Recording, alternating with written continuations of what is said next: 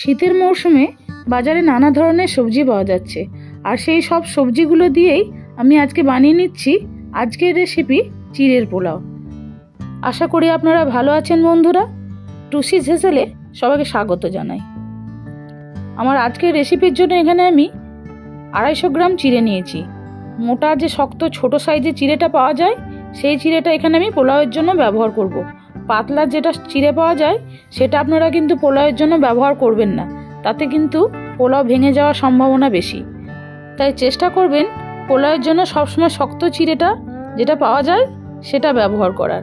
এখানে কিছু সবজি নিয়ে নিয়েছি, ব্রকলি, গাজর, ক্যাপসিকাম, বিনস, সেগুলো সবগুলোকেই আমি ছোট ছোট করে কেটে নিয়েছি। একটা পেঁয়াজ, এক টুকরো আদা আর 4 কোয়া রসুন, 2টো কাঁচা লঙ্কা, সেগুলোকেও আমি ছোট ছোট করে কেটে নিয়েছি। আর কিছুটা মটরশুঁটি নিয়েছি, আর নিয়েছি কিছুটা কাজু বাদাম আর কিশমিশ, এক টুকরো লেবু আর আধখানা টমেটো, আর খানিকটা ধনেপাতাও আমি নিয়েছি। ফোড়নের জন্য নিয়েছি 2টো এলাচ, 2টো লবঙ্গ, 1 টুকরো দারচিনি আর 2টো তেজপাতা, খানিকটা সাজিরে আর সামরিচ।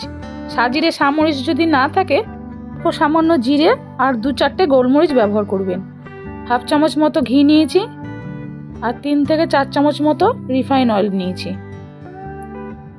পরিমাণ মতো চিনি লাগবে, আর লাগবে লবণ আর একটু হলুদ। তাহলে চলুন বন্ধুরা রেসিপিটা শুরু করি। কড়াইতে তেল দিয়ে দিলাম, এখানে আমি 3 চামচ মতো তেল ব্যবহার করলাম। এবার তেলটা গরম হয়ে গেছে, ওই তেলে আমি কাজু বাদামগুলো দিয়ে কাজু বাদামগুলোকে একটু ভেজে নেব। কাজু বাদামগুলো ভাজা হয়ে গেছে, এই অবস্থায় এগুলোকে তুলে নিয়ে আমি ওই তেলেই কিশমিশগুলোকে ভেজে নিচ্ছি। এই সময় গ্যাসের ফ্লেমটা লোতে রাখবেন। এবার গোটা গরম মশলা, তেজপাতা আর সাজিরে সামরিচ আমি ফোড়ন দিয়ে দিলাম। 2-1 সেকেন্ড একটু ভেজে নিয়ে তাতে আমি পেঁয়াজ, আদা, রসুন আর কাঁচা লঙ্কা যেটা কুচি করে রেখেছিলাম দিয়ে এটাকে একটু ভালো করে ভেজে নেব। রসুন আর পেঁয়াজ থেকে একটা সুন্দর গন্ধ বেরোচ্ছে, এই অবস্থায় আমি বিনস আর গাজরটা দিয়ে দিলাম।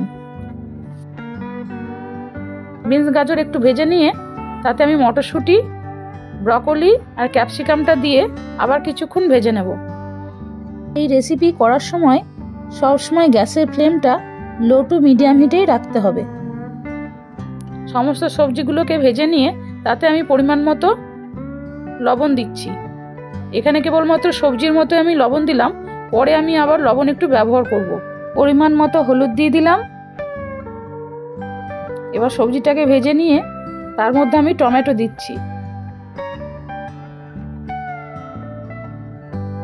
সবজিগুলো ভাজা হয়ে গেছে, এই অবস্থায় আমি চিড়েটা দিয়ে কিছুক্ষণ ভেজে নেব। পরিমাণ মতো লবণ দিয়ে দিলাম। এবার প্রথমে লবণ যেহেতু কম দিয়েছিলাম তাই চিড়ে দেওয়ার পরে আবার একটু লবণ দিলাম। 2 চামচ মতো চিনি দিয়েছি, এখানে আমি লাল চিনি ব্যবহার করেছি। আপনারা চাইলে সাদা যে চিনি বাজারে পাওয়া যায় সেটাই ব্যবহার করবেন, তবে আপনারা আপনাদের স্বাদ অনুযায়ী লবণ আর চিনিটা ব্যবহার করবেন। সামান্য পরিমাণ একটু জল দিলাম। এরপর চিড়েটাকে আরেকবার একটু ভেজে নিয়ে তাতে আমি কাজু কিশমিশটা দিয়ে দিচ্ছি। 1 টুকরো যে লেবুটা নিয়েছিলাম সেই লেবুর রসটাও একটু দিয়ে দিলাম চিড়ের মধ্যে। আপনারা অবশ্যই এই লেবুর রসটা চিড়ের মধ্যে ব্যবহার করবেন, এতে চিড়ের পোলাওটা বেশ ঝরঝরে হয় এবং এর ফ্লেভারটাও খুব ভালো লাগে। আমি এই পোলাওয়ে দুবারে 1/2 কাপের থেকে একটু কম জল ইউজ করেছি। তারপর 2 মিনিট ঢাকনা দিয়ে রাখার পরে ঢাকনা খুলে দেখলাম চিড়ের পোলাওটা সম্পূর্ণ রেডি। এই অবস্থায় নামানোর আগে আমি যে 1/2 চামচ ঘি নিয়েছিলাম সেই ঘিটা দিয়ে দিলাম। আপনারা চাইলে পুরো রেসিপিটা ঘি দিয়েও করতে পারেন, কিন্তু আমি এখানে অল্প পরিমাণ ঘি ব্যবহার করব বলে আগে একটু তেল ব্যবহার করেছি। এবার ধনেপাতাটা ছড়িয়ে দিলাম।